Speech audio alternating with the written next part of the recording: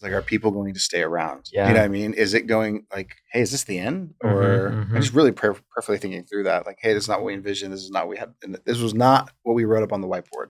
We begin. Welcome, man. Thanks for having me. Yeah, this is fun. We're actually doing this over summer vacation, which is even probably more fun which is why I look like I'm on vacation. You guys said, you walking up, you said, I know. You look like you're on vacation. Okay, but do you normally look like that? No. Okay. No, this is summer vacation. 103 degrees today. I'm already in summer vacation mode. So. But my name's Pastor Daniel. This is Pastor Brandon Birch and River in the Way. And this is the Heart of a Pastor. We sit down and we chop it up and we talk about ministry and we talk about our lives. And the hope is that, as we do this, the folks that are watching, particularly those not in pastoral ministry, get a better and better and better understanding of what it is, especially for pastors, to have this heart of Christ, a heart for people. And I think what I've noticed is the gap between a congregant and a pastor is large, mainly because the understanding of the heart, right? And so I figured, man, the more we do this, the better and easier it is for someone not in pastoral ministry to get a better understanding of a heart for the lost, a heart for the flock. And so these are a blast. Plus, I literally am doing what I would do anyways over coffee. I'm just recording it. You're just behind the scenes, under the hood. I mean, you guys get to see what I would do. I did this yesterday with another pastor, except we were at Starbucks and we didn't record it, and I'm like, it would have been a good podcast episode. I mean, I don't know. You should think about that. Just take it right into Starbucks. Just do it in Starbucks. That's not even a bad idea.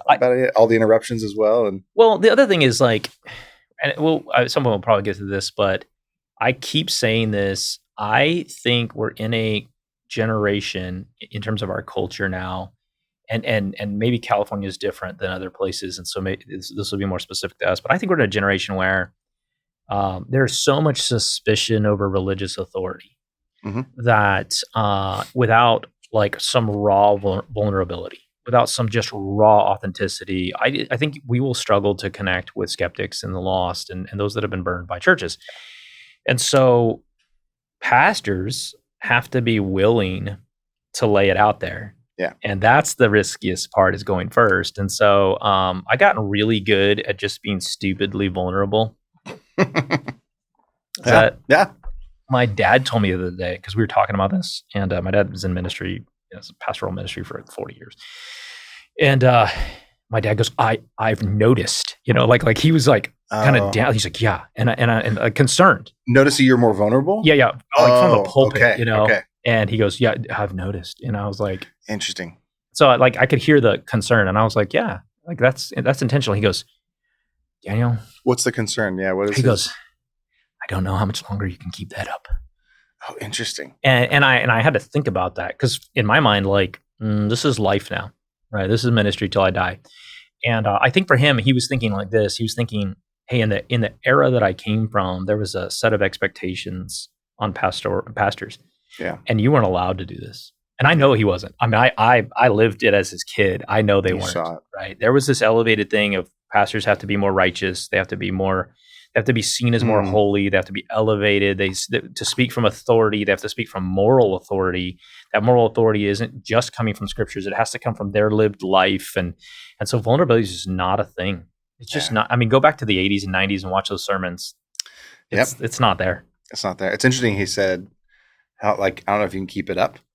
Even that, the vulnerability was actually part of still putting on the, I don't know, that's not a mask, but it's just the pastor coat,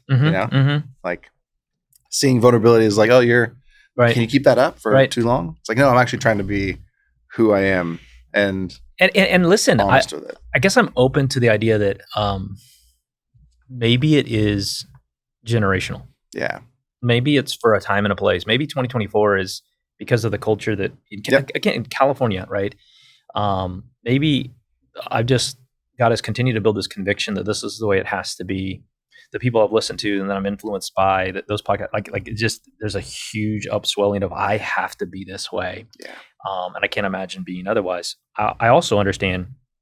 I heard guy at Clovis Hills, Sean Beatty. I don't know if you met Sean. No. phenomenal. And I heard him say, I'm too irreverent for a lot of denominations. Even he's SBC, and he's just like, I got fired from a denomination. I'm too irreverent, and I like, man, that's like my love language, right? I being was like, fired from your denomination. Yeah, Your love language. well, being irreverent. I mean, his point was like, he was a skater, punker, right? Punk rocker, surfer guy who met Jesus, and he just doesn't. He can't even relate to the traditions and all the machinations, and it was about Jesus, and which is kind of that like Calvary Chapel movement a little bit, right? And man, we're like the same age. I was like, man, I relate to that so much. I mean, you should know. I mean, I'm walking up there with a mohawk and a V-neck T-shirt, you know, on a Sunday morning, and people are like, this Yahoo, this guy. With the stash. Gosh, what is he doing? You know. So you're a PK then. I'm a PK. Well, me too. Yeah, PK. Me too. And Lord have mercy on us. Both grandparents. No way. Both grandfathers. Okay. Both grandfathers. Both. Do you have a beyond that? Do you know? No. Both were came from really rough cultures before that and got saved. Dad's dad, early in life, got saved in a tent revival. Okay. And mom's dad didn't get saved till later. Okay. Kind of into the military term and then got saved. But both were really rough guys. Okay. Before Jesus. So pastor lineage is there deep. You're a true PK. That's why, I mean, for those who are listening, PK means pastor's kid. Yeah. No, and I ran hard from the church and the PK labels and everything. And it's probably what shaped ministry. He was having such a horrible experience in evangelical church and thinking like, no way. Through no fault of my parents, who tried really hard, you know, but just didn't work out. So River in the Way, you know, I would say even most people in town don't know what River in the Way is. And that's probably because of the model that you guys have chosen, right? I mean, a little bit.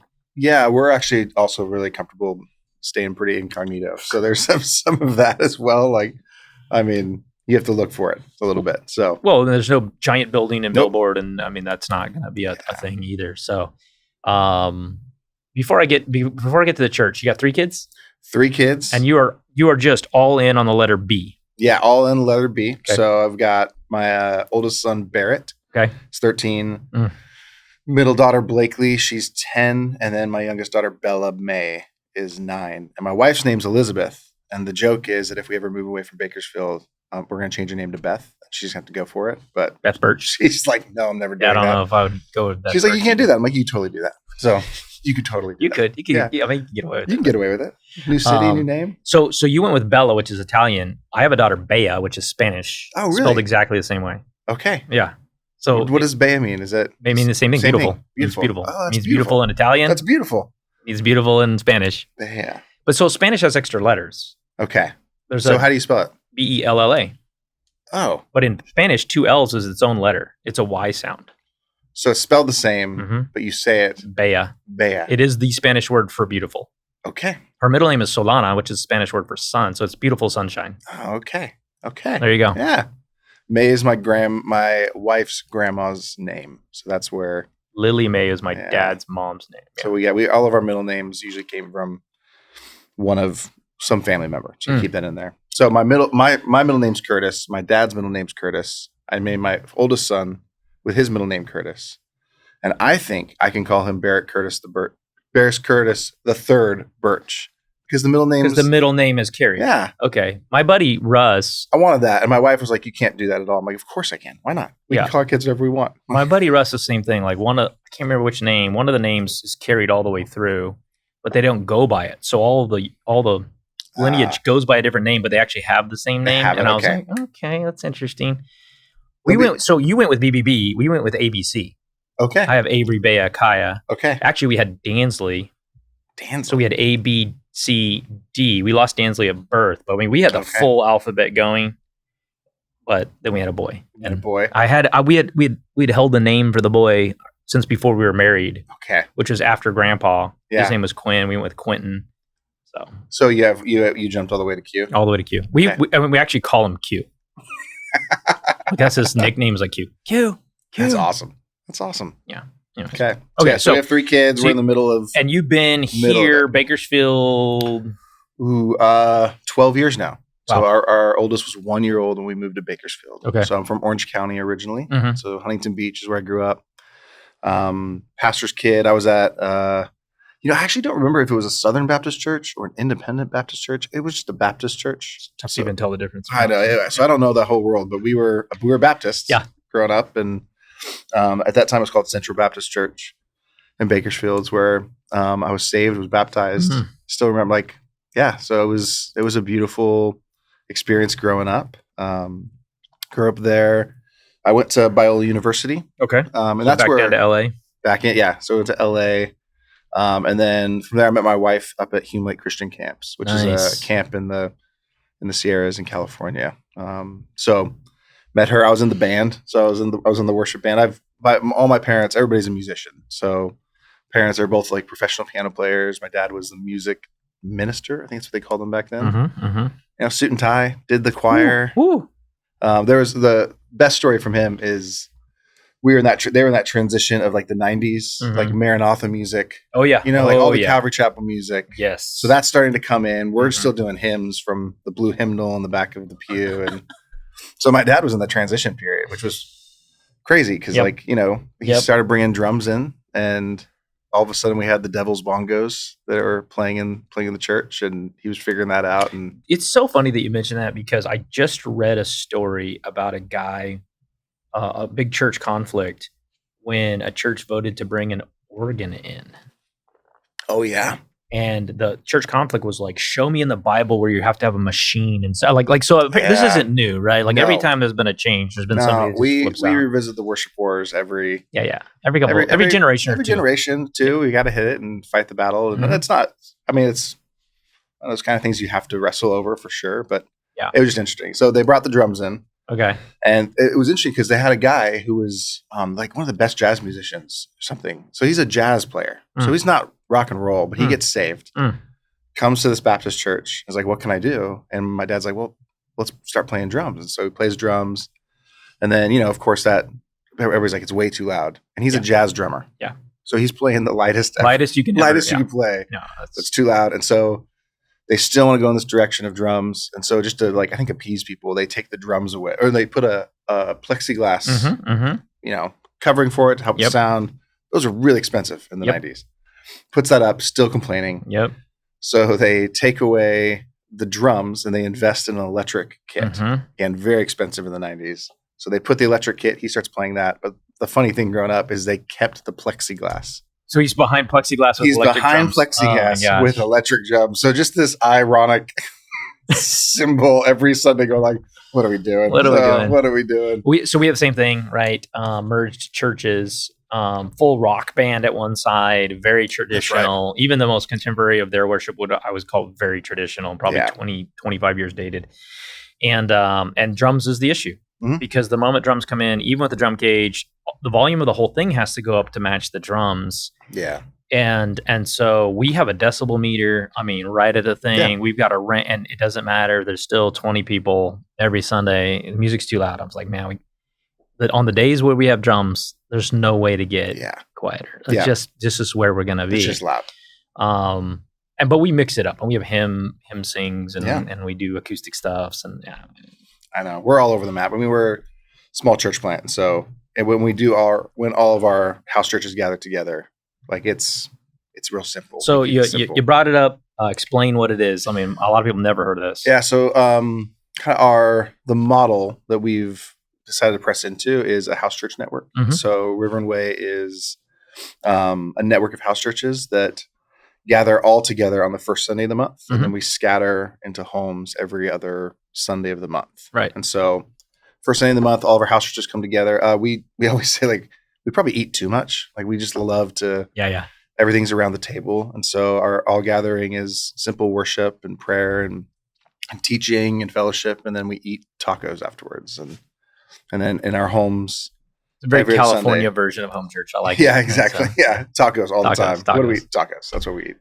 And then we have, I think, 5 house churches right now that meet on different places on Sundays with our house church leaders. And so each house church leader is like a pastor, elder, teacher, discipler of some sort. Yeah, I would say like our house church leaders are are pastoring people in those spaces. They're hosting, they're helping like empower people to participate in what we do at house church. And so there's people who are, either leading worship in house church. I was just talking to someone last night about it that was asking, and they're just like, so how do you do music? And as we've talked with our house church leaders, there's sometimes you have a house church that has a worship leader or someone who plays guitar, and one of them doesn't. And they just listen to like YouTube, like a couple Throw YouTube songs, and they all sing. And I was just asking like, how is that? And they're just like, it's great. Yeah. Like we love it. We do that at my house with Spotify. I mean, I know. We walk around singing it and we're like, oh. I think as a musician, I was kind of like, how does that work? And is that okay? And they're like, we love it. And everybody sings and everybody enters in. And so it's like, okay. There's no ad lib. Like we know exactly where it's going. We know where it's going. And it's a reminder sometimes, especially as I've been in ministry and I'm a pastor's kid, like of the things we really need. Does that make sense? Like, yeah. Oh yeah. Like we need this. It's like, yeah, they're great. They're great tools, but you don't necessarily need them. So, now the real push behind the house church model is this idea that, you're going to stay intimate. You're going to know people better. You're going to empower the body more. Like, yeah. I mean, you're never getting lost in the crowd because it's just too small in each of these homes to get lost. And yeah, it is hard. I think the level of entry, that's the one thing I was talking to you the other day about it, is the level of entry is high. Like if you come visit a house church, every single person in there knows that you're new. And if you don't come back. Then if you don't come back. And it's just like, you just can't hide. It's just, who are you? And what's your story? You instantly have to be known. Just like if you're going to a family meal, so that's helpful. The hard thing about it is how do you get, like, if there's somebody who's just a brand new follower of Jesus, or they don't know, it can be intimidating. It can be. And so there's part of us just we see that steps high, and there's an okay with, like, we're okay with that. Right. We're okay with that step. I mean, it started that way. We go all the way back to Acts, right? Yeah. That's how it started. It started in homes, and they'd meet in the synagogue, and then they go meet for meals in the home and figure it out. Right. The other thing too is because, the simplest way for like groups or house churches to communicate is group text. And so what's nice about that is everybody's communicating that week. Like, hey, what are you bringing for the potluck? What are you bringing for food? Right. So there is a sense of knownness and accountability. Like if you're not going to be there, someone's like, hey, we haven't heard from you. Are you coming? Like, we need guacamole. Exactly. Like, what's going on? We need dessert. And you're the only one that has. You're the only one who plays guitar. So are we playing Spotify? Yep. So there is a level of just accountability and knownness, and we need you there. Like, that's really, it's beautiful. It's a beautiful thing. And we've had hard cover. There's been people like in that have decided, like, it's 8 months in, going like, hey, it's not for us. You know what I mean? But like, because they're part of the group chat, they can't disappear. No, like, you have to like, hey, we need to have coffee. And that can happen in any size church. Sure. But it's interesting in this model, in this size, that you can't get away from it. And this, like, I remember this was a big move for Francis Chan. Yes. Right. Yeah. He had a huge church. I forget how big that thing was, but he had a massive place. Where was that? It was like Sini or something. I think it was maybe that's right. Towards the valley. I know where it is. I can't get the name, but so large church, Cornerstone Church, I think it was. Yeah. And then where did he go to? Like, was he a missionary? He went to rural China for a while, for sure. Like that. Because he talks about some crazy stuff he saw in rural China. Okay. Yeah. I mean, some wild stuff. like moves of God, and miracles and healing and demon possession and all sorts of stuff in rural China. So, but I think he came back and just felt like all of us have some version of this. If you're under the age of probably 55 and you're in pastoral ministry in America, he was just dissatisfied with American evangelicalism. And comes back and just goes, look, man, I got 10,000 people at this church. How many of them are truly saved, know Jesus, love Jesus? He's dominating their life. And you could even tell from his sermons, they were getting like rougher and rougher. Like he was getting heavy-handed a little bit with his people. He was just dissatisfied that they weren't like growing.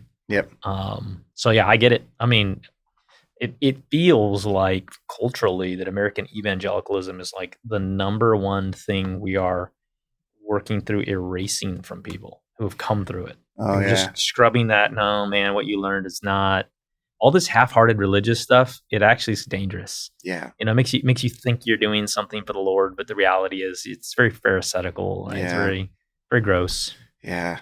It's interesting. I feel like that, like even just like talking about the music, like the cycle of that, like that happens in the church as well, where that's even something as we've stepped into this model, there's this like awareness of going like, it is, the model is a model. I mean, it's not, right. The model is not like the mission of the church. That makes sense. Right.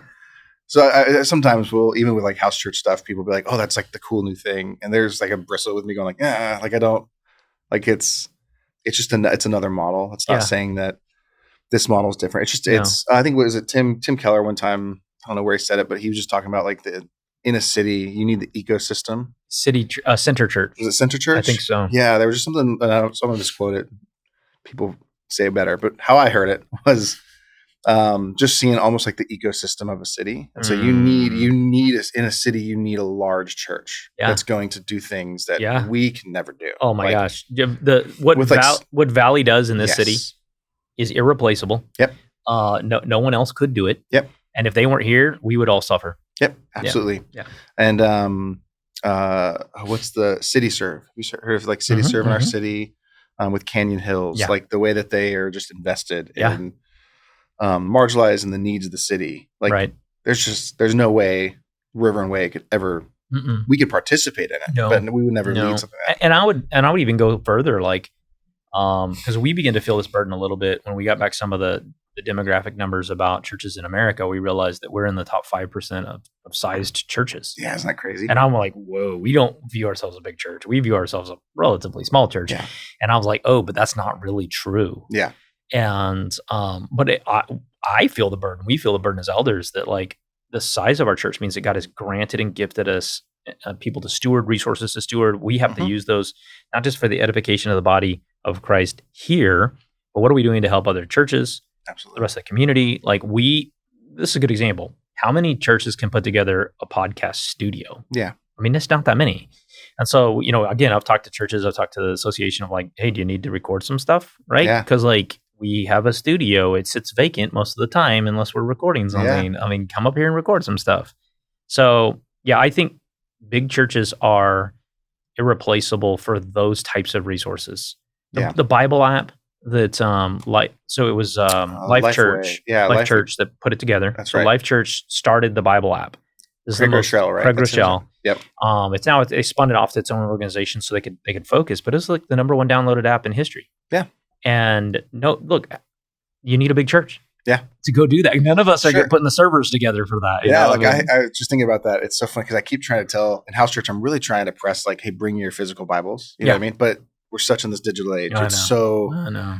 And so like, it's like, what am I going to die on this hill? I'm not really going to, but it's just interesting when at our house church and we read the scriptures and everybody pulls out their phone, the Bible app, it's just like, oh, thanks guys. Thanks for putting that together. I'm a physical Bible guy. Me too. Because I write a lot. So I'm writing in the margins, I have a journal Bible. I'm writing in the, so on the sides. Right, I mean, look, there's always something that I know. I can't do it in my phone. If I could do it in my phone, I probably. That's an ESV though, right? Yeah. So here's the problem. We use NIV. I like ESV. It's what the best Bible translation is? The one you're reading. Have you heard that phrase? Okay. So, but we use NIV, but NIV has not caught up in the game with like bigger Bibles and stuff. The like ESV, whoever's doing their Crossway is whatever they're doing, they're amazing. So I used to have this ESV, it was a journal Bible. It had the strap on it. Yeah.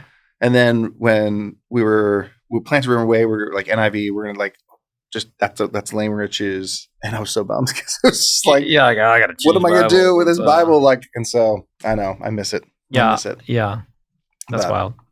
So one of the things that I've held to is I don't hold to a model at all. Yeah, and I think that to be faithful, our job is to seek the face of the Lord. Yeah. Our job is to seek the guidance of the Lord, to seek His presence. To ask Him in desperation to pour out His Spirit and give us discernment and direction. And that may lead in different ways. And so we've been multi-sites. We've done some remote campus stuff. We aren't opposed to doing that again. We're certainly going to plant. one way or another. We are going to plant churches because we believe it's our responsibility as a bigger church that we've got to take some resources, give them away, and plant churches. But I mean, I don't know what that looks like. Like I grew up in the era of Sunday schools, men's ministry, women's ministry, and Wednesday night prayer meeting. We don't do any of those things. Yeah. Yep. Not right now. They don't for our time as we've sought the Lord. They don't work. And I still have people that are like, we got to do that. I'm like, no, man, we don't. Yeah. I had people dying on the hill of adult Sunday school. I had someone tell me, if you don't have adult Sunday school, how will people learn how to read the Bible? And I go, it is possible to learn how to read the Bible without Sunday school, since Sunday school was only invented 200 years ago. Yeah. That is a relatively modern concept. Yeah. So we're big on groups. I mean, big on groups, and which in ways like Sunday school morphed into our home groups or small groups. We're of the we want to push our home groups to right up to the extent of like your home church model, right? Like underneath that, where you would do worship. Certainly, you would do accountability, confession time, like split into some things that get really raw and vulnerable. You would practice the Lord's Supper. I mean, so we want your home group to be your group text, your people, and if you're not there, we're kind of concerned. Like we're going, hey, why? I mean, we don't do membership here; we do ownership. Yeah. And so to be an owner, you're committing to be in a group, and if you're not in a group, we're going like, what is wrong? Yeah. What? And we still have some of those holdouts. Like, oh, I'm too busy. I'm like, then you're not getting this, right? This is not what church is meant to be. Yeah. We want you to find some close accountability, discipleship, people that are walking with you, where the moment something happens in your life, there are people going, whoa. Yep. Yeah. What's happening? Yeah. The proximity of just brothers and sisters. Yeah. I'm like, hey, when something hits in life, you have people who are just the base that can care for you and pray for you. And if you don't have people close enough in your life, outside of maybe your spouse, who you say something in the wrong tone and they go, whoa. What was that? What was that? Yeah. Then you don't have close people. Yeah.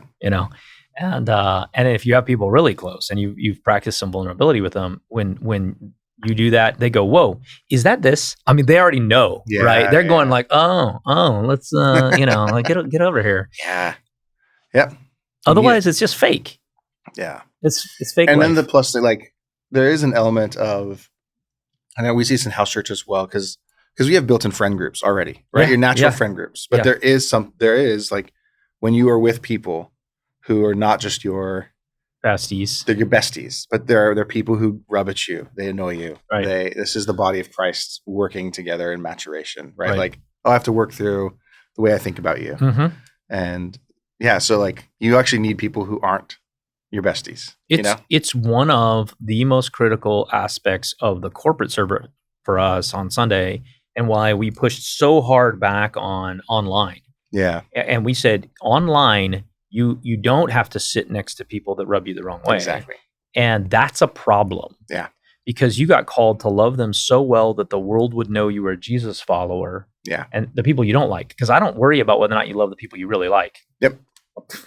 Yeah. Of course. Nobody worries about that. Oh, yeah. Yep. So we want you sitting there with those people that rub you the wrong way and learning how to love them and care for them and cry with them and encourage, celebrate with them. And you only do that when you get really variety pack, you know, and that's it. Yeah. So tell me about that. You guys pushed back hard on online? You pushed back hard? We didn't have online until COVID. Okay. We had multi-site, but it was a private stream that went to the other campus. It wasn't, we weren't doing anything online. We'd post later. Had to go online. I hate it. I hate being online. Yep. I have railed against it privately in elder meetings. I threatened I'm pulling the plug on this thing. I'm not kidding. I absolutely hate it. And we have some shut-ins and some folks that just can't get here. Yeah.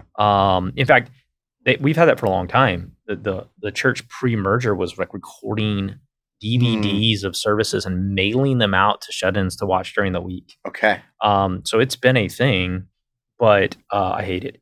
And I hate it for multiple reasons. I hate it because it's anonymous. That's my number one reason I hate it. I don't believe in anonymity. Yep. Our church, we use a communication tool because of our size called Discord.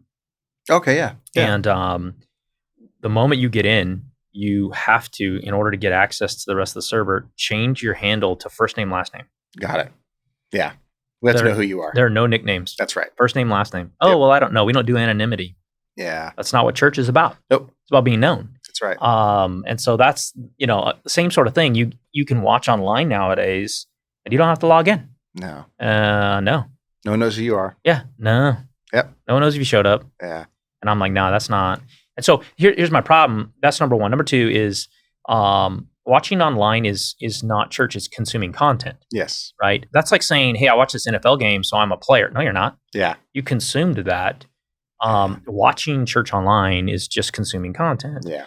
And my one of my greatest fears about online, and this comes from some of what we're doing generationally, right? We see this with these Gen Z right now, is I don't want you to believe you're part of this church when you're not. Yeah. And if you're watching one-way content and that's your church experience, you're not part of this church. Yeah. Because you're not being pastored. Nope. You're not being held accountable. You're not being prayed for. Yep. You're not being encouraged other than passively through the content you're watching. Yep. You're not known. Yeah. And being known is just the critical part of being part of the body. Yeah.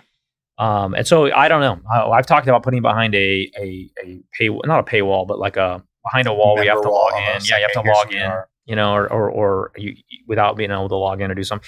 The problem is every time you put a technology barrier, then the people that really need it have a harder time getting there. I've talked about we'll send out some other mechanism and just turn it off, and we'll post it by Sunday night or Monday night or something. And a little later. I don't know. There's something too about like even you sharing the story, like anonymity, but then also just there's something about the convenience of it, or the quick convenience. It's just so like this a couple weeks ago we were camping with my brother's family in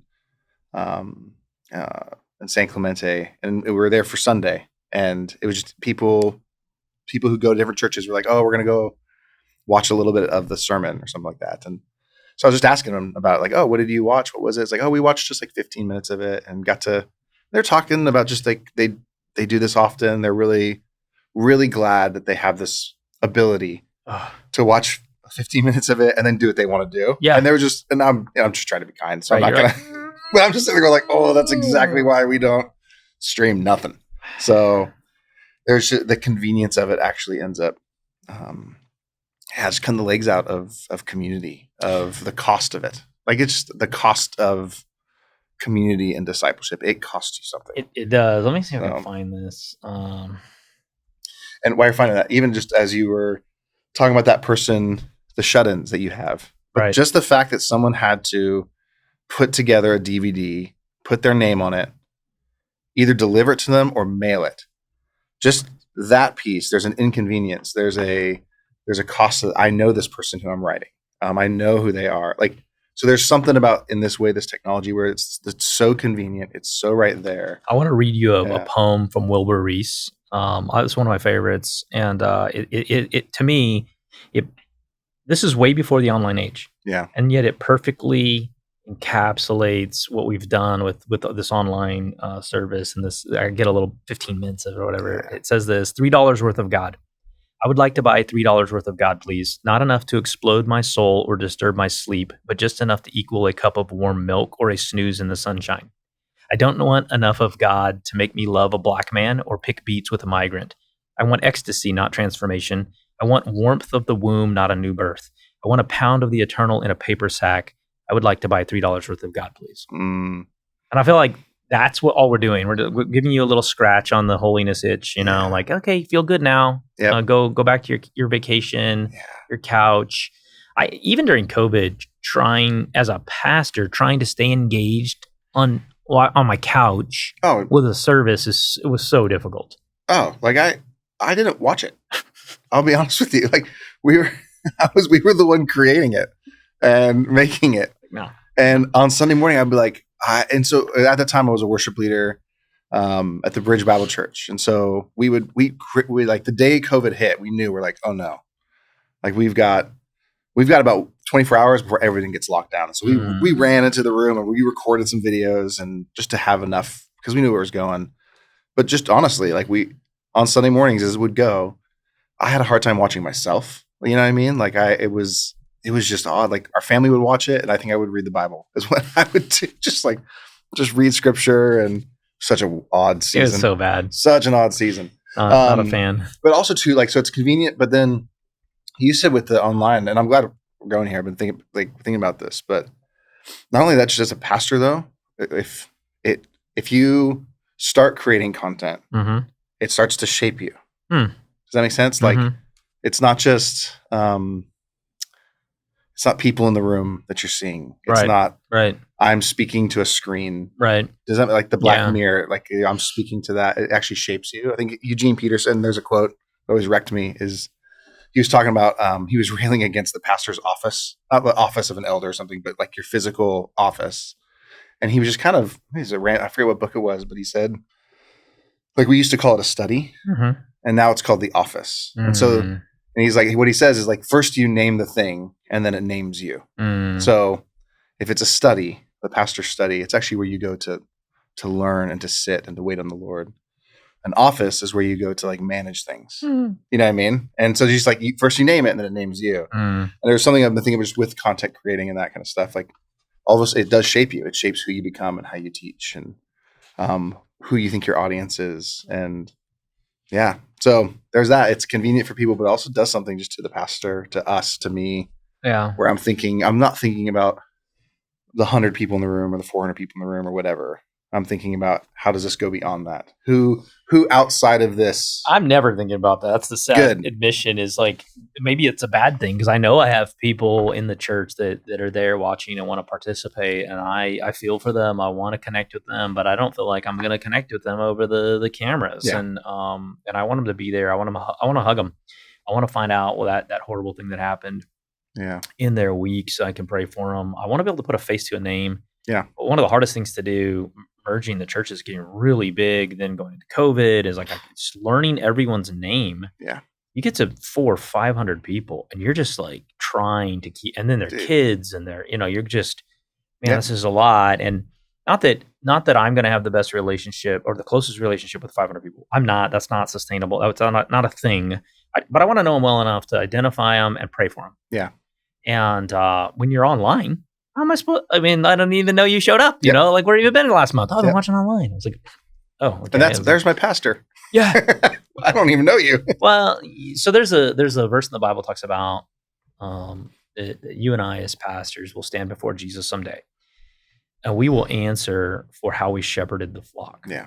And so there's a heightened responsibility for pastors because of the calling, because of the responsibility, because of what he's going to ask us to do as shepherds. I don't want to stand before Jesus someday and answer for someone who attended online. Yeah. Yeah. How did you shepherd this person? Man, I didn't even know that person, but they thought they were part of your church. Like, yeah.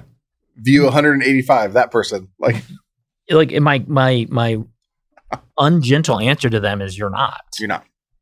You've got to be known, and we have to find a way to make that happen. That's really good. You actually need to know, in a sense, who you're spiritually accountable for. Like, that's, you got to know that. That's hard enough. Like, once you do know, it's hard enough, right? Because you're like, I'm spiritually accountable for this person, and meaning, like, it's a responsibility, it's a care. It's how are they? Where, like, are they still being faithful in a sense? Are they hurting? Are they struggling? They're hurting. Yeah. What are they dealing with right now? So my first question when I don't see people is, what's wrong? Yeah. What happened? What's going on? Is something wrong? Right. Yeah. Is there a tragedy? Is there a and so what online has done is almost created this thing of like, no, we've been watching from home lately. It's like, what? Oh, interesting. Yeah. What? Yeah. See, I'm still connected. I'm still doing it. Yeah. We're good. What? Like, you chose that? Like voluntarily? Yeah. A church that we're friends with down in San Diego. I love what they did post-COVID. They had just like, they're super creative. San Diegans, they've got those people, right? And so COVID hits and they start streaming, and it's just amazing. Like, it's great edits, great camera angles, audio is fantastic.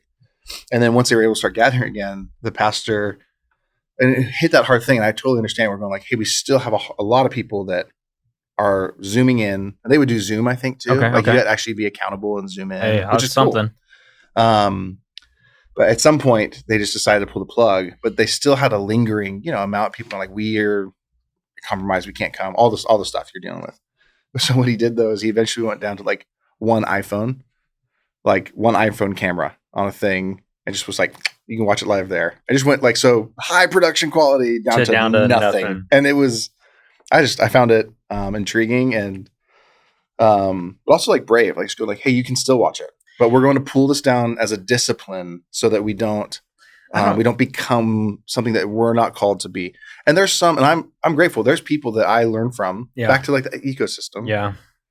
There's churches out there that I learn from, or I watch their stuff and I'm growing because they have a high production team in that. So there's always this posture of going like, hey, just like, it's good that you're doing that. I don't know the answer. I guess that's my point, right? Like Sandals Church is all in on. Yeah. They record like the day before, full studio, full production, just for online. It's not a live thing. It's just for online. Life Church is huge online, right? Yeah. And they're trying to disciple people in an online community. They have, and I appreciate those churches and what they're doing, and hopefully because they're following the calling of the Lord. And everything in my life, in my pastoral ministry, has been about bringing people closer together, being known, being more authentic, more vulnerable, more about confession and repentance and things you're not going to do from your couch on Sunday. And so we have gone in the opposite direction. I don't think that means that the other things are wrong. I just think it means that we weren't called to do them here. There it is. Like, it's like, what are you called to do? Who are you called to be with the things that God's given you? There's the danger, because like when you're always trying to be back to like your vulnerability statement, there's like something about being vulnerable, being like, hey, I'm not called to be Craig Rochelle. Like I don't teach like him. No, I don't think like that. I'm like, but when I listen, I'm like, that's you. And that's like, it's amazing. Awesome. And you draw and God's given you that gift of that, and you're using it. And so there is in pastoring, it's like, you stop trying to pretend. Let's say this. In maturation, that's actually a first part of maturation. And growing up is actually, you have to emulate someone. You have to copy them. Like, that's actually okay for a season. Right. But it's so you can actually learn who you are and then grow out of it. So does that make sense? Yeah, like I get I'm going to start teaching, like I hear John Mark Comer teach. And so I'm going to start teaching like John Mark Comer early on. At some point though, you always have those influences. Well, because you are a little bit what you consume, right? And so if you're consuming a couple guys a lot, you're gonna speak like them, preach like them, talk like them, teach like them, and that's normal. I think the thing that changes and has to change over time is you begin to get your own voice, and those influences change a little bit. Like they just fade. Yeah. In terms of how maybe the philosophical stuff shapes you. Mm-hmm. But some methodological stuff, you begin to just, this is the way I do it. This is the way you do it. I can't change that. And I was talking to somebody recently, and I went back to South Carolina. I preached at 4 Points, and I just told him, hey, your cameraman's going to get a workout because you stand there. I cannot stand still. Yeah, my hands can't stop moving. I can't stand still. I'm going to get excited. Yeah. Because I'm excitable. I'm excited about the gospel. I'm so urgent about it. To come up here and not be urgent about it would actually be inauthentic. Yeah. So when you get me, you're not going to get a guy who's pretending to be excited. You're going to get. I actually am. Just am. Yeah. And you better have the head on a swivel to get me, because I'm going to be all over the stage. Just get this guy a gimbal. Yeah. Just run around. You're going to follow me. So. He's sweating. It's good. Yeah, that's his workout for the day. Yeah, I mean, What are you reading, watching? That shapes you. Like, what's shaping the philosophy, the season?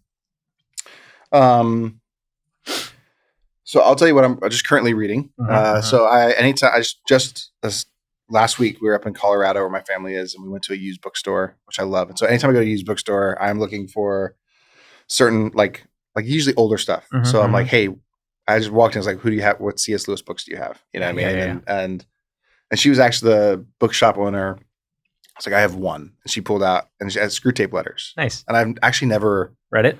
I've read parts of it or here and there, but never just sat and read it. So I was like, I'll buy the book. It's $3. Awesome. And so I'm reading that right now. And that's, it's fantastic. Actually, the creativity of of that book of C.S. Lewis. So if you don't know, he's writing from the perspective of two devils, right? Wormwood and something tongue. Why am I blanking out right now? Anyway, people know, but like this senior devil is writing to his nephew about their patient, right? And it's all flipped, and so you're hearing the enemy's script. So when they talk about the devil, they're talking about like our Father below, and when they're talking about Yahweh, they're talking about God. He is the enemy, and so it's that. Just it's fantastic, but like back to even like rubbing people the wrong way, or how we do discipleship in community. He's talking, hey, one of the ways. So the devil's talking about, hey, one of the ways you actually get to your patient are those little things that this patient's mother does to him that drives him nuts. Like stew on those, let those happen, let those. So it's what's fascinating about it is it's not these giant things, but it's all the little discipleship moments, the little things that shape our souls. And anyway, so I'm reading that right now. That's fantastic. And then it's summertime, so I try to stay away from church books, theology books, and so I'm reading The Rubicon by Tom Holland. And so it's just fascinating. So what's influencing me right now, a lot of people who we are pastoring in the moment are, so we planted post-COVID, which is a really interesting time to plant a church.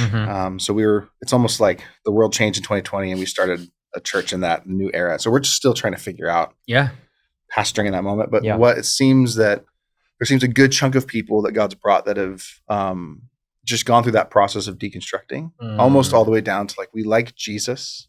We're not sure like anything and else. Almost everything else. Like, I'm not sure the scriptures are authoritative. I'm not sure their purpose. I'm not sure about what the church is. It seems so. We have a good amount of people that are in just that season. And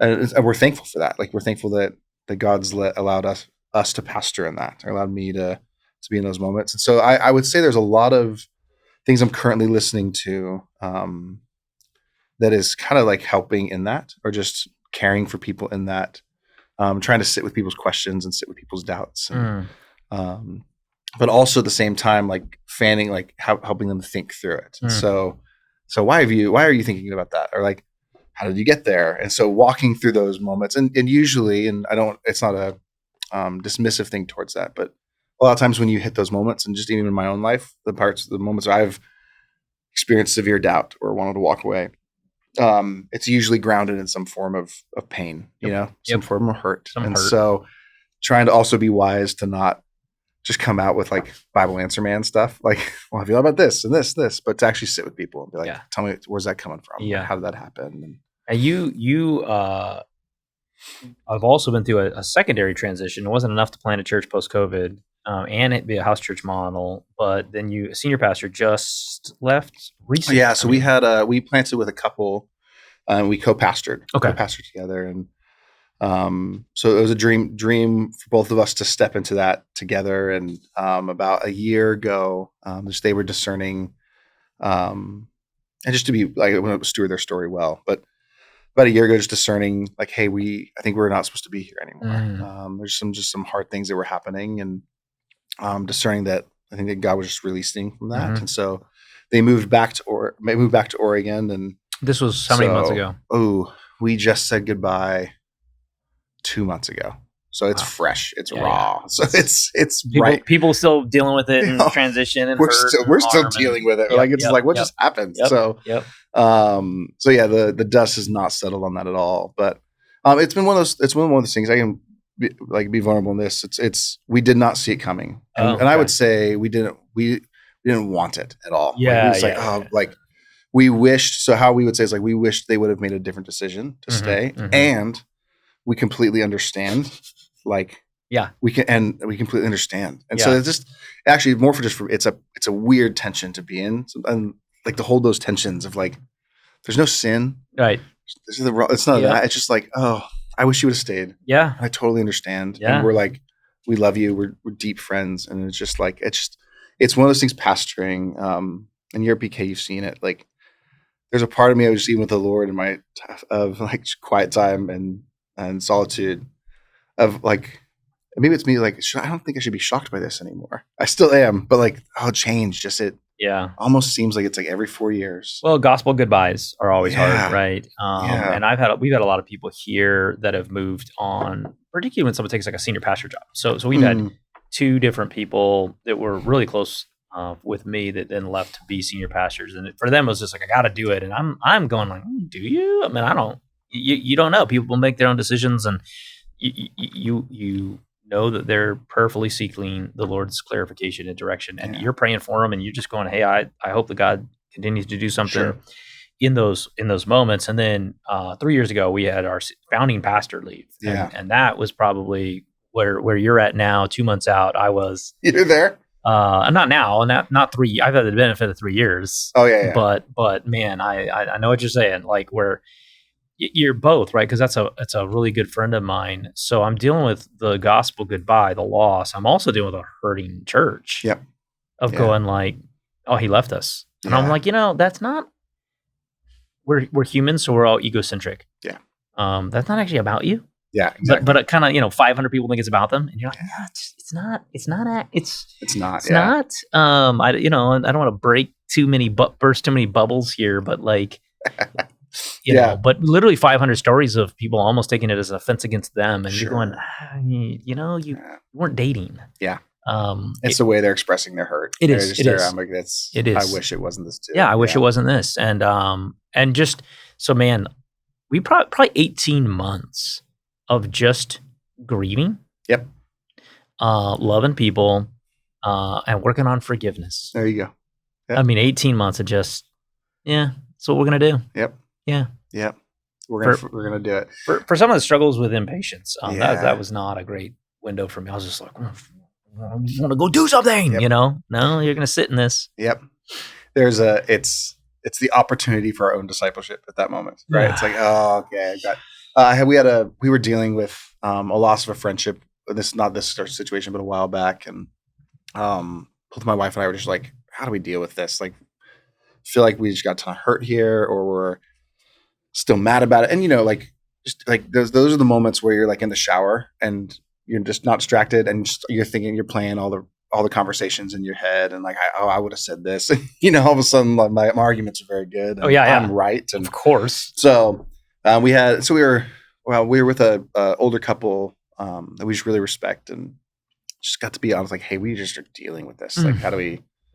And they gave us an analogy that it's just stuck with us. And they're like, hey, forgiveness. Basically, they said, like, you have to imagine forgiveness is like you're on a shore of a lake in a sense, and like this log just comes up to the shore. It's like waterlogged log, and your job in forgiveness is just to push the log out again, and it's going to happen. It's going to come back, right. And you push it out again. It's a Jesus with Peter. How many times do I forgive my brother? It's right. Like, and it was just an analogy of that 70 times 7. Like, you're like, oh, hey, it comes again. It will come back, and you just got to push it out, and eventually the log goes away. But like, you have to be the practice of I'm forgiving. I think forgiving. God was super gracious in our moment here with me and my wife. We were probably the closest individuals, and we did not struggle. At least for me, maybe my wife would answer a little differently, but I didn't really struggle with forgiveness. I almost didn't have the option. I kind of knew immediately, man, I gotta get over it, and there's too many people that need me, and so that wasn't a real tough thing. What happened earlier this year? So I mean, earlier this year would have been like 2.5 years. Right? Yeah, I'm at a retreat and with a bunch of pastors, and so you end up telling like the 2-minute story. Mm-hmm. Over and over again. Right? You meet somebody and you're like, oh, what do you do? Blah, blah, blah, blah, blah, blah. Oh, yeah, absolutely. And then the next guy's like, and so you do again. So, I mean, I've probably told the little story of our church and COVID and merger and senior pastor leaving and, these things 20 times. Yep. In the first day. Sure. I go back to the hotel that night and I start bawling. Oh, wow, okay. And I'm confused. Like, why am I feeling? And I realized I had never had any grief. Yeah. Because there was no time for grief. Yeah. So the sort of delayed onset grief where I'm sobbing and I'm just kind of the woe is me. I've never really grieved, a best friend walking out type thing. Yeah. It being sudden, being left with the burden of it and the loneliness of it, right? And I was just crying for probably 30 minutes, which is what you always want to talk about on a podcast. as a man, just a 30-minute cry session by yourself. Maybe we'll edit that out. But I mean, I just realized, like, man, because grief is real. Like, if you think you're going to get around not grieving things that are close, things that are intimate, like, you're crazy. Yeah. We're humans. We have emotion. But I had pushed it for 2.5 years. Yeah. Out of this necessity, and it caught up with me. You know, sitting in Palm Springs in a hotel, like, just crying. I'm like, this is awkward as can be. You know, what's going on? So, yeah. I think it's a huge piece, like, especially. And I noticed in our own heart, just in this current season of, I'm trying, like, knowing that, like, I'm trying to grieve, like, I'm trying to let that, let that come, but at the same time, like, it is that weird tension of. So I would say this: I'm trying to be honest about it. Like, I know there's grieving happening, but, like, I'm not trying to rush that or trying to force it or try and I forget, like, something hit me this on a podcast a while back with, like, the stages of grief. You know, what is it? Is it disbelief, anger, negotiating? I don't know. I'm bad at all these, but, like, someone knows them. But at some point, like, our acceptance, you know? Yeah. And so even the process of this was, like, recognizing that. And it's not like a linear thing. Like, it's up and to the right. You're going to go through these. It's cyclical. Like, I'm going to grieve again now, or I'm going to try to negotiate, or... and so there's been a place of acceptance, I would say, where what I heard is somebody was talking about, whoever the author was, or the mind behind, like, the grieving stages. They actually came back later and was like, oh, we forgot a stage. Wow. But that just never got popularized. So everybody knows the first step. But that author who came up with it, it's a woman, she said, like, oh, there's one more stage, and that's meaning. Where actually, after those stages, you actually come to a place of meaning. And so that's been helpful to know that I'm not there yet. Like, does that make sense? Like, I have not come to the place of meaning. And, like, we're doing a study right now with my 13-year-old, kind of doing, like, a rite of passage thing. So it's Primal Path with John Tyson. So he kind of put this thing together, this thing you do with your adolescent son. It's awesome. But it's what's crazy about it is I'm teaching him right in this moment, like, this first aspect, and we're going through the story of Joseph. And I'm like, it's just ministering to my soul. You know what I mean? Like, I'm supposed to be teaching him, and I'm supposed to. That happens all the time. Oh my goodness! I'm just like, is this like this was written for me in this? But just through Joseph, is this hitting you the way it's hitting me? Like, come on! I'm looking at my 13-year-old, be like, you better be, like, slammed on the ground. This is amazing what the Lord's doing, and he's like, it's fine, Dad. Yeah. But for me, just we're journaling together, and I'm just finding it's like, oh, like, just God's providence in that. Yeah. God's like in each season of Joseph's life, like, you put yourself in those shoes. I'm like, I have no idea what's happening in some ways. Like, I've, like, just being faithful, like in Potiphar's house, in a sense, just be faithful, like, or be faithful in the prison. So I'm not there meaning yet. And there's aspects of grief, but just looking through the past in life, being able to see, like, I'm trying to hang a hat of trust. I'm just going, like, okay, God, well, you've been faithful there in that mess. You were faithful there in that mess. I don't know if you felt this or not. One of the things I felt like was, like, man, so am I supposed to step into this role of more authority, more leadership that is a vacuum because the senior leader left? Sure. And is that at God's work in that and God's calling in that, or is this a result of this person making their own decision? Yeah, that's not God's calling for me. Yeah. And so I certainly for the first probably, for the first 2 years, I really pushed back on taking some of the things that were there that I think I was supposed to pick up. And I was like, nope, no way. Like, I'm not going to just suddenly be this guy because he left, and, like, I'm not going to do that. And God didn't call me to do those things, like, God may call him somewhere. He can call me, and this kind of we're going to make some decisions kind of not on purpose, but in essence, almost in the pain of someone leaving. So we're going to be this way. We're going to be that way, and then, like, oh, well, actually, and so I pushed back a lot of the authority. I didn't want to be the primary preaching pastor. I was like, nope, I wasn't called to that. I'm not going to just suddenly be that guy because someone left. I'm like, we're going to do it as a group. That lasted like 4 months. Yeah, exactly. But at the same time, though, what's interesting about that is I guarantee you that process belonged. Like it belonged. Yeah. You know what I mean? If you would have jumped right into calling it, like you almost had to go through that. Yeah. So in that, there's just like this, like hearing your story too. It's kind of like the pressure, like take the pressure off. Yeah. Like the easy yoke of Jesus. Yeah. Of like, oh, even if what I'm doing right now and how we're doing it is not the perfect way, or it's gonna be like, it still belongs. Like God's gonna shape and form you in it, and you're gonna learn like, oh, I did it this way. I think that's actually the piece of it that I'm trying to grow in, and even back to the idea of like how pastoring in the 90s and 80s is it's like, actually we don't have it all together. We don't have the perfect model. I like what I'm doing right now and how we're doing it. We might not do it in 2 years from now. And that doesn't mean that this is wrong or this is bad and that's better. It just means that we're trying to be faithful with there's so what much is right now. There's so much pressure as an elder, leader, pastor of I have to have it figured out because people expect me to have it figured out. Yeah. And you got hundreds of people going, what's next? And you're going, what's next? I didn't know this was coming. What do you mean, what's next? Yeah. Like, hold, pause, and I remember we had a staff member that had left and they ran into somebody and they go, what's going on at Res? And the staff member says, or ex-staff member goes, man, they don't know what they're doing anyways. Yeah. Right. And so that got back to the elders and the elders, they're like, dude, can you believe he said that? And I was like, yeah. I was like, it's true. And they're like, what? And I was like, you're in the room with us. Like, you do we know what we're doing? And he's like, and I was like, why are you mad? Like, we're there, man. No one planned for the senior pastor to leave, brother. Yep. Nobody was like, listen, year 3, year 6, right? No, here's the plan. Nobody puts that together. Like God does and moves as God will. We have conviction and faith in his sovereignty. And there's just, it's got to be okay to not be okay. It's got to be okay to go, guys, I didn't plan this. We're going to be okay. I don't have to have an answer for you today because if I gave you an answer today, it would be the wrong one anyways because I don't know what it is. Yeah. What's the proverb like? Is it Proverbs? We make our plan. Man makes his plans. God laughs. Yeah. Or like God directs the steps. Yeah. Right?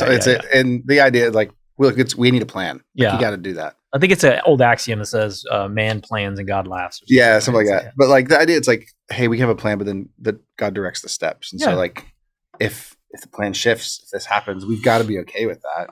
It's I think sometimes when you hold too tight to, like a certain, like a visions and mission, that stuff, that's really good. You need that. It's great. It's great. It needs to be loose enough to where it's like, what is God doing right now? You know man. I mean? Like what is at the doorstep that we need to minister to and help with? We were so used to having a visionary leader, charismatic, visionary conviction of like, here's where we're going. Let's go, rah, rah. And we all go, you know, that like, I knew we needed it. And so the next year I was like, guys, we got to go plan some vision. Right. And it was the worst. I mean, just nothing worked. And I remember, in fact, the first time I go, hey, we have to have a vision Sunday because we have one every year. Right? And so everyone's like, yeah. So we put on the calendar. There was no vision. We just put a vision Sunday on the calendar. And then we got closer. I was like, guys, so what is it? And everyone just looked at me. What is it, Daniel? Yeah. And I was like, why are you looking at me? Yeah. That's not my job. No, whoa. You know, like, oh my gosh. And I remember getting up the first vision Sunday after our pastor had left. And it was just like, it was like platitudes. Like, we're going to read the Bible and we're going to preach the word. Because what are you going to say? Like, and oh yeah. So then that like come out of that and going, okay, that was a disaster. We need to seek some vision. And a year of working on it and did not, you know what we came up with? We did a whole retreat. We came up with this. We have to rewrite our values. Yeah. And I was like, that's not vision, like guys, we still don't have a plan. And our plan was going to rewrite our values. And we did. Yeah. And we needed to. But that's what seeking the Lord looked like. You know? I was like, okay, well, what do you see in Bakersfield? Like culture wise, you've been here a while now. Like, what do you see? What are you adapting to? What do you like about it? What are you pushing against? I mean, what are the cultural nuances of Bakersfield for you? Yeah, it was interesting because I think you asked me that question earlier, and that was actually the hardest one. Yeah. That was the hard. Like, just to be honest with you, there was this moment of going like, oh, I don't feel like I have a clear pulse on just like what is the culture, and so that was a fascinating question. So I actually love to hear like What have you seen? Because I felt, of all the questions, I was like, I don't know. I feel kind of lost on this one. Yeah. Well, two things helped me with this very recently. And so one of them was going back to South Carolina and coming back. And the disparity between the two is very helpful. Okay. Very helpful. I cannot fathom doing ministry with that much cultural Christianity. Oh. And I know it exists. I get intellectually, I knew it was there and in other pockets of the U.S. It's not here. Yeah. This is not a culturally Christian city, and at best, it's a mildly tolerant Christian city, but it is not culturally Christian. Yeah. And I didn't. I think I wouldn't have said that. I think I would have said that we're culturally Christian until I got back there and then came back here. That's interesting because I've always seen Bakersfield like the little Texas pocket of California, or the Bible Belt, and I would agree with you that seems shifting. Yeah. That's shifted since I was here in 2000. Yes. When I came in 2012, it felt more Bible Belt of California. And it does, I would say, I'd agree with you there. And the second thing was we have just kind of heard, we were downtown before we merged, and then this campus has been here 40 plus years. And so we had heard, hey, here's who lives around this campus, right? Yeah. Well, then we went and got demographic data. And we were wrong. We weren't even close. Okay. It was so far off what we thought. Okay. And first of all, it's predominantly Hispanic, which was not what we thought. With Oildale and East Bakersfield and downtown and a little bit of Rosedale, we thought, yeah, we have pockets of that. But no, it's predominantly Hispanic. Okay. It's younger than we thought by 20 years. Yeah. Like it's an average young 20-something person is the average here. Yep. And we're talking about 145,000 people. Yeah. So there's a little of everything, but this is the average is young people, young families, young mixed families, multi-generational families. We thought we'd have more Spanish speakers or non-English speakers. We don't. Less than 2% non-English speakers. We weren't prepared for that. And then what blew me away was 18% Republican. Yeah. In this area? In 145,000 people. Okay. How many independents? What was most independent? So almost 50% independent. There it is. Yeah. That's a big difference. It's this politically moderate group that can't stick with Democrat because it's gone wild and frankly is just fed up with Republican and just almost fed up with politics in general. Yeah. And so we've created this sort of political middle ground, young, Hispanic, irreligious, not churched, no background in church. A lot of young families, young kids, and struggling, struggling. And so we got that data and read it and went, oh man. And so here's a great example of that. And your church is a little different. I don't know you struggle with this as much but with the 5 common generations that we have, all of those well represented in our church, there'll be something honorable and well-meaning where someone's like, let's put flags all over the campus for a holiday. Yeah. American flags. Let's put them everywhere, right? What could be wrong with that? And I'm like, listen, man, it's not 1985. Mm-hmm. If you go read this data, what you're going to find is a lot of people, they have stereotyped this church, every church. Yeah. And you go put flags up everywhere and they're just like, that's the Republican voting booth or something, right? I mean, like that is not attractive. Yeah. It's not even honoring to them. They're suspicious of that. Yeah. It doesn't mean you can't be patriotic. It doesn't mean you can't honor veterans and things like that. But boy, you better be careful how and I try to give people the example, like, if in Russia, would you be okay? Like the Christian church is like, we need to coat this thing with Russian flags. Yep. I think because you're an American going there, you'd look at that differently and you'd go, well, why? Yeah. Aren't we about Christ? American Christian going over there, you'd be like, hey, wait a minute. Yeah. Might that stop some other people from meeting Jesus? And so tough conversations about like, hey, we're not ministering to who you think we are. Yep. And then demographically, it means that I just talked about with somebody yesterday, but this idea that we're always trying to recreate a move of God, right? Mm.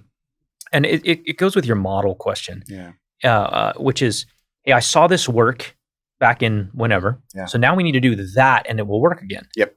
And you go, that's not how God works. Yeah. It never in the Bible is that how God works. Unless the things you're saying are seek God's face, sure, humble yourself, sure, right? The hard thing with that though is it actually does work. Do you know what I mean? Like, yeah. Sometimes when you copy paste, sometimes it actually sometimes the quick work is what I mean.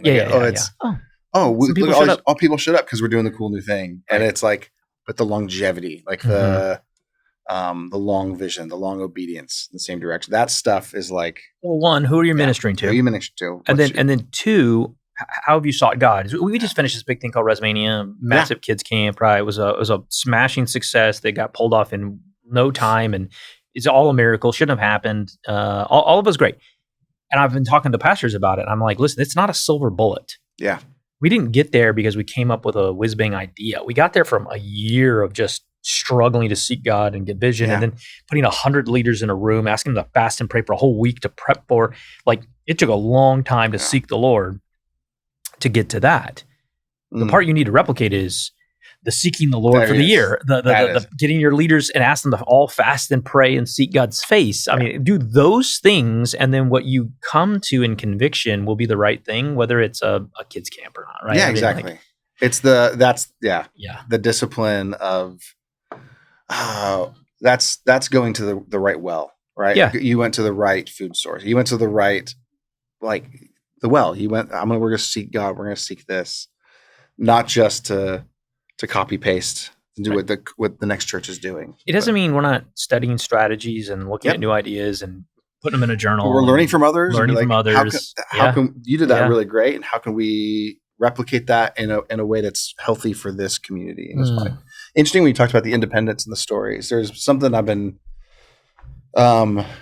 contemplating for a while, and it seems to be happening here as well. Like the thing about Bakersfield is, if you have that many independents, you have the story of the right and you have the story of the left, and like you have the secular story or this. It just seems like there's a moment right now where everybody's like storyless. Does that make sense? Even like we actually don't know. Yeah, we're storyless. A lot of us feel tribeless. Yeah, but like I people I'm in contact with, it just feels like what story am I living under? And like the gospel at its core, it's the good news. It's a story, the true story, a saving story, but it's also a lens of how you live. This is how I view the world through the lens of the gospel. So it's just interesting. I see that in Bakersfield of people hungry for like, what is the story that I live into? Is it just the secular story of nothing really matters? Right. It's all meaningless. So I'm going to get mine. Is it a business story? Like, it's just like, there's a hunger. I see that in our city right now is just like a reintroduction to the story of Christ, a reintroduction to the biblical story as a narrative of how to live, how to see the world, how to see redemption, how to see what God's doing. So yeah, I see that a little bit. I think what happens when we talk about cyclical things, the church sees success. It grows. Yeah. Not just a church, the church, the global church, the American church sees success. It grows in a revival, in a format. And then there's a complacency that sets in of not seeking God so fervently, where we go, well, we know how to do this and we know how it works, so we just need to keep doing this and it'll work. Yeah. And I think that's the cycle of the American church, is that you see an explosion, so you go, well, now just do these things, and God shows up. But God has never been formulaic. Yeah. You don't put God in a box. No. Don't make an image of him. Yeah. Don't constrain him. You can't house him. You can't, and so it's always been about humility and fervent desperation for him, instead of like, oh, do these things, Yeah. And so we're kind of back there where I'm like, no, you know what works? Desperately seeking the face of God. Like having some faith that the gospel still matters, and kind of throwing off everything else. And I think that's probably why irreverent guys are doing well in California, right? Because we're just like, I don't really care about tradition. I care about the Bible. Yeah. And I'll kind of throw everything else out the window, and you might be mad at me, but sooner or later God's going to show up. Yeah. And it's going to be tough to be mad at me. Yeah. Yeah. What do you love the most about your church?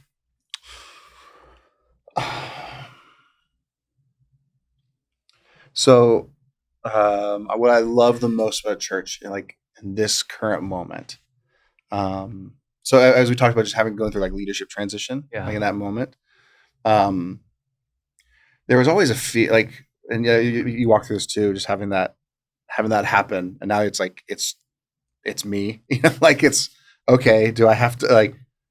are in some ways, like, are people going to stay around? Yeah. You know what I mean? Is it going like, hey, is this the end? Or I'm just really perfectly thinking through that. Like, hey, this is not what we envisioned. This is not what we had. And this was not what we wrote up on the whiteboard in a sense. Yep.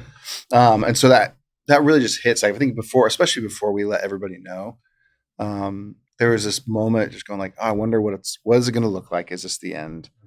So what I love about River and Way, and I know it's cliche, but it's cliche because it's true, but just like the care and the wisdom and the health of the people right now. Like, we and our church plant's unique. Some church plants start and you just got like a wave of new believers. You know what I mean? You're discipling, you're growing. We didn't know what to expect when you plant a church. And so post-COVID, what we got was either really mature followers of Jesus that have been like church homeless for a while, or people who are just really struggling in their faith and are last-ditch effort trying to, we'll try this kind of church out. And so in a sense, we've had like either really mature believers or longtime followers of Jesus who are now just in seasons of doubt. But what I would say, especially for those mature believers, is it's been a gift that God brought those in for this season and this time, because they kind of looked at us and were like, we're in, like, let's keep going, you know, like God's not done. Yeah. And so just their faith just, you know, encourages me sometimes when I'm like, well, I'm faithless, like, what's happening? Yeah. And so what I love is just there's a faithfulness to them. They've like pressed in with others. They've encouraged me in a sense of saying like, hey, this is like, God's not done. And like, we can trust Jesus with his church, and almost this deep reminder of them towards me that I needed to hear. It's like, hey, it's not actually your church anyway. Do you know what I mean? Like, they didn't say that as explicitly, but that's what I'm getting. Just like this reminder of like, oh, you know what? It's not about. Well, you get that in the confidence that they have when you realize, oh, their confidence is in more than me. It's more than me. Yeah. That. Oh, that feels good. Yeah, exactly. It's okay. It's not on my shoulder. It's not like, it's not my church. It's not mine. It's our responsibility to steward this moment, but it's not mine. And so it's so that's what I love about our church right now. The maturity of the people that God brought at this time in this moment has been just a gift. It's been a gift. What are things you guys have initiated or done or started that you know right now you're pretty excited about? Like, what's coming that you're working on or just rolled out that you can't wait to see the fruit of? Yeah. So when we launched into house churches, we asked our house church leaders. We went through a process with them of preparation, of like training preparation, and we asked all of our house church leaders to commit to 18 months with their house church. Which we felt that's a good significant time for like the honeymoon stage of a year to be over. Do you know what I mean? Like, actually it's like, oh, this is what it is. Like, because at first it's like, this is amazing. This is how church should be. And then you get to month 9 and you're like, oh, this is ordinary. I am tired. Exactly. We're exhausted. And so we knew like, hey, we need to push through that stage. So it's been 18 months, like this August. So in a month from now, the mistake we made, looking back on it, is we asked all of our house church leaders to commit to 18 months at the same time. Ooh, so in August, so in August, it's like, oh no, what if they all say no? So it's like, luckily, we've been discerning this past couple months, and with each one, and it seems like they're all signing on to another year, which is really helpful. And That's good. And what I need to correct now is, like, can some of you sign on for like 15 months? So we stagger a little bit. Yeah. So I need to learn that. But we're excited. I'm excited about that. Like, each of the house churches is going to continue for another year, and so I think we were expecting a shuffle. And in the fall, we're most likely going to allow almost like a recommitment to this. Like, there might be some that shift to other house churches, which is a healthy thing, or the hope is to actually multiply a few. Yeah. But what I'm excited about is in the season of transition we've been in, people are like, we're in for another year. Like, we're in to lead that. And so, so excited about that. Excited about the 1 or 2 that are going to be multiplying, most likely. And so we're gonna have to figure that out. Good problem to figure out.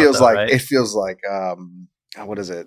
It does feel like throwing spaghetti on a wall and seeing like what sticks in that sense of like, hey, how do we do this? How do you multiply in a healthy way? Yeah. How do you identify new leaders? One thing we did, especially launching, because we started more in a traditional model of every Sunday because it was post-COVID and it was not time to go into homes. And so one thing we did that we really had to prayerfully discern, like seek the Lord in this, is like, how do you get people into those homes? Do you self-assign? Is it randomized? And we just decided at the end of the day, like, let people choose, because if we tell them where to go, then they have that thing where like, well, you put me in a wrong group and this. And so it's just like, this is your choice. You choose which house church you want to go into. And that was great. But it might be a new season of that, of allowing people again to mix it up. Hey, it's been 2 years. Do you need to go into another one? Do you need to? So we're excited about that. And I'll just be honest, like, I think you asked me a couple weeks ago when we met, just like, hey, what's the next couple of years look like? Yeah. And there was this moment of, I think it was honest with you, I was like, I don't know. Like, I don't know. Yeah. There's the season we're in right now is literally like, what we're supposed to be doing is waiting on the Lord. Like, it is a season of waiting on the Lord. Yeah. We've got,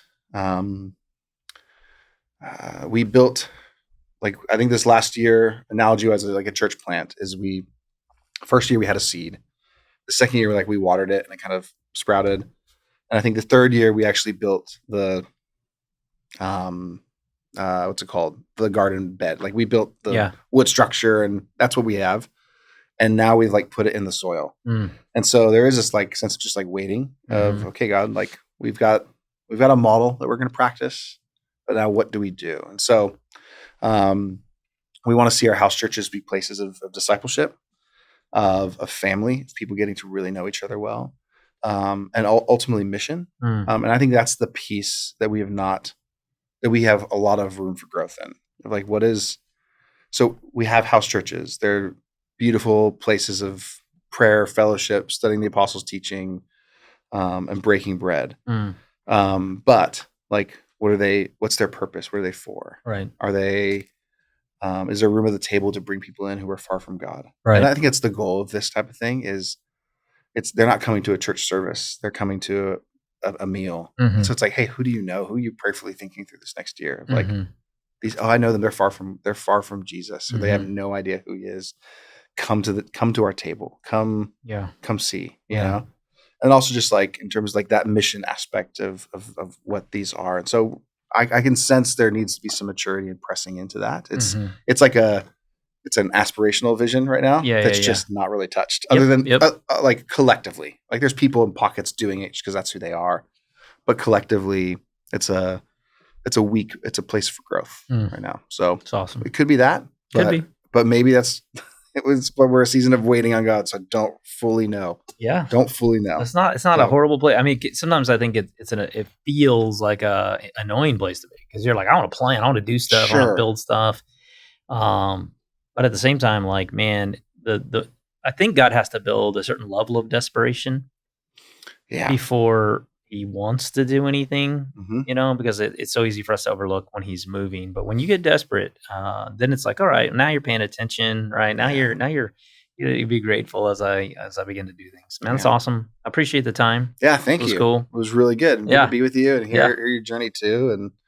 And excited about this. So Heart of a Pastor. Heart of a Pastor. Heart of a Pastor. Pretty cool. It is. Beautiful thing about it, I had a professor say, Gary Brashears, he was always talking about what's the biblical idea of heart, you know, and he always pounded into us how we have to think about it is more of control center. You know what I mean? The control center of us, of a human, the heart. And so how do you think? How do you act? Yeah.